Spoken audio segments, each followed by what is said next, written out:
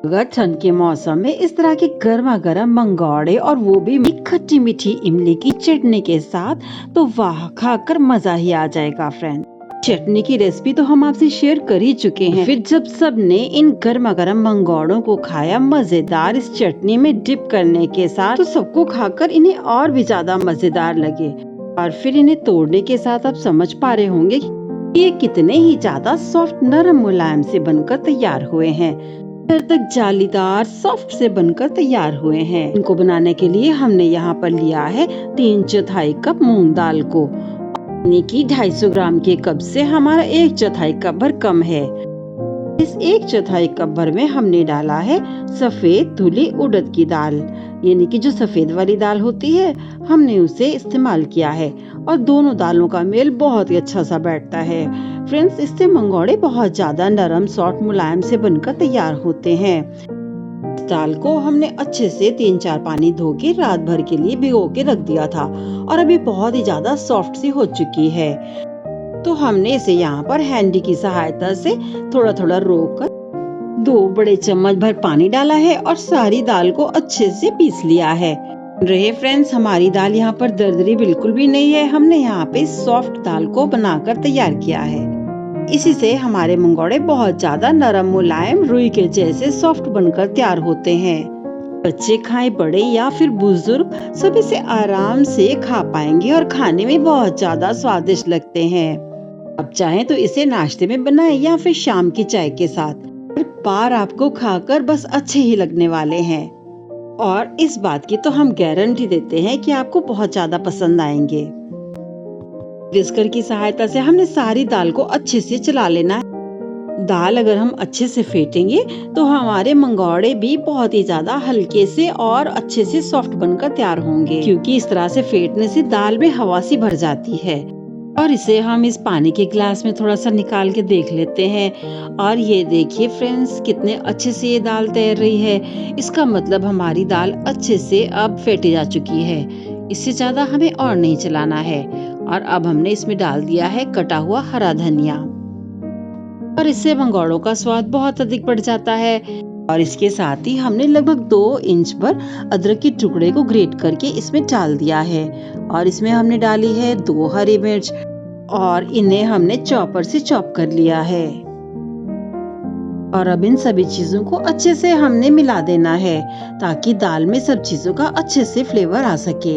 और इसके साथ ही अब हमने इसमें डाला है 1 चम्मच भर नमक, और इसके साथ 1 चम्मच भर सब्जी मसाला भी डाल दिया है, कि सब्जी मसाला में मिला रहता है धनिया, मिर्चा, जीरा, काली मिर्च, आमचूर और लौंग इलायची का भी फ्लेवर इसमें रहता है।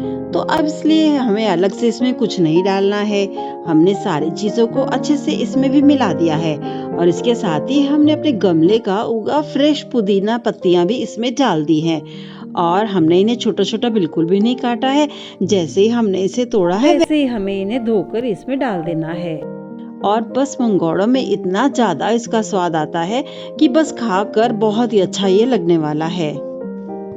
जब कभी भी आप हमारे इस तरीके से इन मंगोड़ों को बनाएंगे ना फ्रेंड्स, ये आप जान पाएंगे कि ये कितने ज्यादा स्वादिष्ट इस तरह से बनकर तैयार होते हैं। और अगर आप चाहते हैं कि आपके मंगोड़े बिल्कुल भी तेल को ना एब्जॉर्ब करें, बिल्कुल भी ना सोके, तो उसके लिए एक बहुत जरूरी इंग्रेडिएंट इसमें मिला दीजिएगा, और वो है 1 चम्मच भर बेसन। बेसन को मिलाना इसमें बहुत जरूरी इसलिए रहता है क्योंकि इसके मिलाने से हमारे मंगोड़े ऑयली बिल्कुल भी नहीं होते हैं। और इसके साथ एक और जरूरी इंग्रेडिएंट है, और वो है मीठा सोडा। और शादी पार्टी में भी हलवाई लोग मीठा सोडा को मंगोड़े और पकौड़ों में जरूर डालते हैं। उससे होता ये है कि ये तेल को बिल्कुल भी नहीं एब्जॉर्ब करेंगे, और ये बहुत ही ज्यादा हल्के से बनकर तैयार होते हैं। इसलिए इतने सारे मिश्रण में 1-2 चुटकी भर मीठा सोडा बस इन्हें फुलाने का ही काम करता है। और हमने यहाँ पे पारे तल की कढ़ाई में सरसों के तेल को गर्म कर लिया है। तो हमने दाल को अच्छे से एक बार फिर से फेंट लेना है, और हाथों से ही हमने थोड़ा थोड़ा सा मिश्रण कढ़ाई में गरम तेल में डाल देना है। ध्यान रहे फ्रेंड्स कि हमने यहाँ पे आंच को हाई पे रखना है, तभी हमने यहाँ पे मंगोड़ों को डालना होगा। और जब ये अच्छे से हम सारे मंगोड़े डाल लेंगे, और फिर इसके बाद हमने इसकी आंच को मीडियम कर देना है, ये सारे मंगोड़े बराबर से पककर तैयार हों। एक तरफ इसमें हल्की सी आंच लग जाएगी, फिर है ताकि दूसरी तरफ ये अच्छे से सुनहरे भूरे से हो सके। और जब दूसरी तरफ भी अच्छे से हम इसको थोड़ा सा पकने देंगे और अच्छे से पकने के बाद फिर हम इन्हें पलट देंगे ताकि जो पहली तरफ हमने इन्हें पलटा था वो भी अच्छे से सुनहरे भूरे से हो जाए।